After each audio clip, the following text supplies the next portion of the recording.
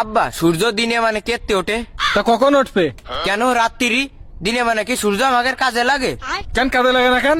দিনে মানে তো এমনি আলো থাকে, রাত্রি তো আলো থাকে না, তাহলে রাত্রি উঠলে ভালো হয় না? আব্বা আর একটা কথা, আবার কি কথা? এই যে মানসিক হয় আমার ইজ্জত চলে গেল, তা ইজ্জতটা চলে যায় কনে যায়? আব্বা এ কথা নাই, বাদ দিলাম, আর একটা কথা আছে। কয়া এই যে কাজী সাহেব মানসির বিয়ে পড়ায়, কাজী সাহেবের বিয়েটা পড়ায় কিটা? আব্বা আরো কিছু কবি? হ্যাঁ আব্বা। তা কয়া। আব্বা এই যে মানসির জন্মদিন পালন করে, তো জন্ম রাত পালন করে না কেন? যারা রাত্রি রইলো তারা তো জন্ম রাত পালন করতে পারত। ও আব্বা তুই কি থামবি মনি? না আব্বা। তাহলে কয়া। আব্বা এই যে লাইট আছে না, লাইট তো বিভিন্ন কালার হয়, লাল হয়, হলুদ হয়, নীল হয়, সবুজ হয়, কিন্তু কালা কালারের বাল্ব হয় না কেন?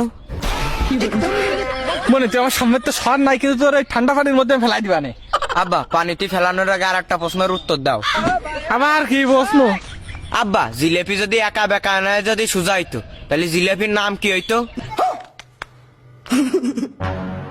আর আব্বা এই যে শিয়াল মুরগি ধরে, এই মুরগি এই যে আমরা রাইন্দে খাই, তা শিয়াল কাঁচা খাই কেন? আর আব্বা এই থাম। না থামবো না। তাহলে কয়া।